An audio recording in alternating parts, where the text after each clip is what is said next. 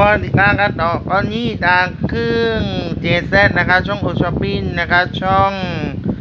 2 for you